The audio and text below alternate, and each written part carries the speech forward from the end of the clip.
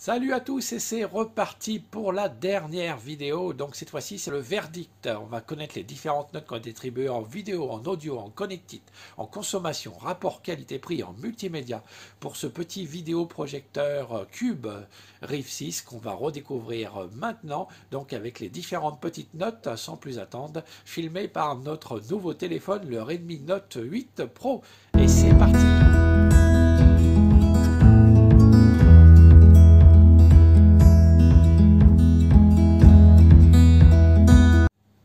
Et voilà, c'est le temps maintenant de découvrir le verdict sur ce vidéoprojecteur, ce petit cube Rift 6, et savoir ce que j'en ai pensé, lui attribuer les différentes petites notes, que ce soit le vidéo, l'audio, le multimédia, le rapport qualité-prix, la consommation, les connectiques, et obtenir ainsi sa petite note sur 20. Vous verrez que il m'a plutôt séduit ce petit vidéoprojecteur. C'est sûr, on ne peut pas obtenir des images super géantes comme avec les autres vidéoprojecteurs que j'ai testés, avec beaucoup de contraste et de luminosité, mais ça reste un petit vidéoprojecteur nomade et franchement imbattable au niveau du rapport qualité-prix. Je vous rappelle, à 39 € sur Amazon. Avant de vous révéler ces différentes petites notes, je voulais juste vous signifier que les vidéos que vous retrouvez depuis 3 jours donc sur ce test de vidéoprojecteur sont réalisées avec le nouveau téléphone que j'ai en test. C'est le Xiaomi Redmi Note 8 Pro. Tout ce qui a été filmé avec la caméra, on va dire avant, c'est ce que vous voyez actuellement, donc c'est du 1080p, et tout ce qui est filmé avec la caméra arrière, j'ai réussi à le filmer en 4K, donc que ça soit le déballage ou bien les différents tests que vous avez vus précédemment. Donc vous pourrez également nous dire ce que vous pensez de ce téléphone que vous découvrirez très prochainement donc en test. Voilà, donc il est temps de révéler les différentes notes. On va commencer tout de suite par la vidéo, par l'image. Et l'image, je lui ai accordé pas un 5 sur 5, mais un 4 sur 5. Ça manque un petit peu de luminosité, de contraste, c'est sûr, ça en agrandit, mais franchement, ça mérite largement les 4 sur 5, puisque le contraste est bon. On arrive à voir la netteté sur la totalité de l'image. Au niveau des couleurs, vous savez, moi j'aime bien les couleurs un petit peu vives, et ben, j'obtiens ce que je veux. Et là, franchement, je trouve qu'il s'en sort plutôt bien, ce petit DLP de 5 cm de côté. Et je trouve que c'est un bon petit vidéoprojecteur au niveau de l'image et il mérite donc son 4 sur 5. Par contre, au niveau de l'audio, là, c'est une catastrophe. C'est une catastrophe.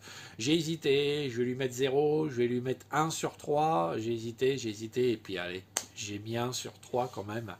Parce qu'il y a quand même la présence d'un petit haut-parleur, on entend un tout petit peu, mais alors franchement, il faut vraiment y ajouter une enceinte supérieur, auxiliaire, parce que là, il va falloir être vraiment dans un calme plat, le son à fond pour pouvoir entendre quelque chose. Il est vraiment rikiki, le petit haut-parleur, il ne sort pas grand-chose, mais c'est normal, puisque tout est rikiki sur ce petit vidéoprojecteur, même sans prix. Donc, oui, connectez-y un petit, si vous voulez me le rendre nomade, connectez-y une petite enceinte Bluetooth rechargeable. On connecte par un petit câble jack, c'est sûrement fourni avec votre enceinte. Donc, vous connectez et vous aurez bien sûr un meilleur son, mais le son qui sort de ce vidéoprojecteur ne mérite que 1 sur 3. Alors, au niveau de la connectique, alors la connectique, il y a quand même pas mal de petites connexions, mais je ne lui ai pas accordé la note maximum. Je n'ai pas mis 3 sur 3, tout simplement parce qu'il y a deux choses qui me chiffonnent. La première, c'est que vous avez vu, il y a un câble pour connecter vos différents téléphones. Et ça ne marche pas. J'ai essayé sur différents téléphones, j'ai essayé sur mon Samsung, j'ai essayé sur les Xiaomi. Non, ça ne fonctionne pas. J'ai pas essayé sur un Apple, mais je considère que ça ne fonctionnera pas vu les différents commentaires que j'ai vus. Donc ce câble ne sert à rien à part recharger le vidéoprojecteur. Et c'est vraiment dommage parce que pouvoir récupérer les petites vidéos qu'il y a sur son téléphone ou mettre YouTube, par exemple, par l'intermédiaire du téléphone, aurait été vraiment sympa. Surtout que ça gardait, on veut dire, le côté nomade de ce vidéoprojecteur. Vous emmenez votre téléphone, votre câble, votre vidéoprojecteur et hop, c'est parti. Mais là, non, ce n'est pas le cas malheureusement. Et donc, c'est pour ça que j'ai retiré, donc au niveau de la connectique, un petit point. Ce qui obtient donc un 2 sur 3 au niveau de la connectique. Il n'a pas non plus la note maximale au niveau du multimédia, car comme les autres vidéoprojecteurs, il y a des choses qui ne passent pas. Et encore en plus, j'ai rencontré un petit souci lors des tests.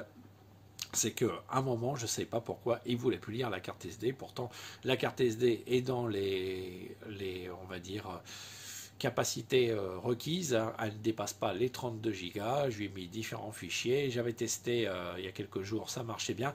Et là, ça ne voulait pas fonctionner. Donc, du coup, ben, j'y retire un petit point au niveau du multimédia. Puis, comme d'habitude, ben, c'est normal, il ne décode pas certains fichiers audio. Par contre, au niveau des fichiers vidéo, il s'en sort plutôt bien.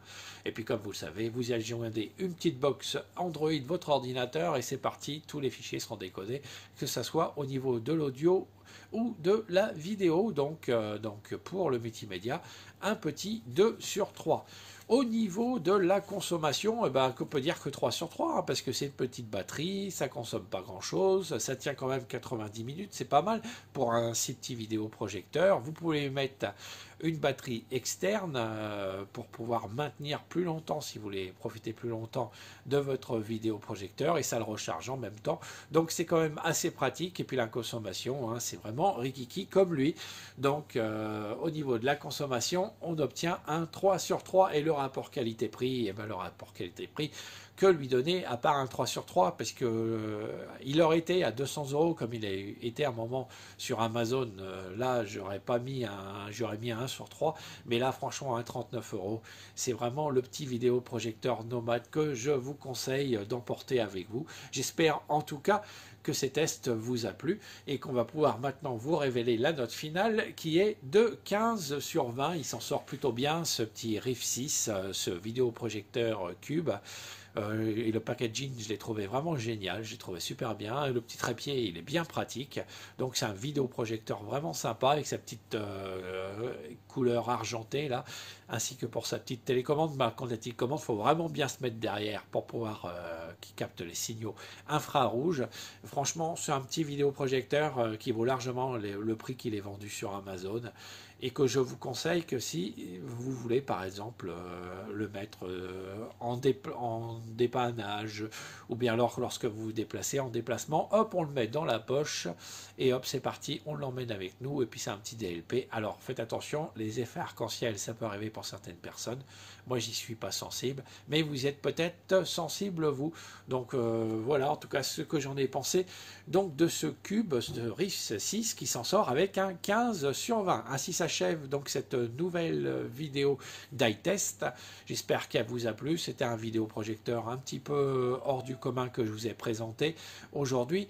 Si c'est le cas, si vous a plu, ben vous lâchez les petits pouces bleus, vous avez l'habitude, et vous n'hésitez pas les amis à nous rejoindre. J'espère obtenir les 500 abonnés avant la fin de l'année et à rejoindre les 423 abonnés actuellement présents sur la Scami TV. Abonnez-vous, ça fait plaisir. Ça permet à la chaîne d'être plus connue et de remonter dans les recherches du monde de la jungle de YouTube. Ainsi s'achève donc cette vidéo. J'espère en tout cas que ça vous a plu. Je vous donne rendez-vous bien sûr très prochainement pour découvrir les différents top 3 des vidéoprojecteurs pour vous faire votre avis. Et puis on découvrira bien sûr d'autres produits et d'autres vidéos sur la Scami TV.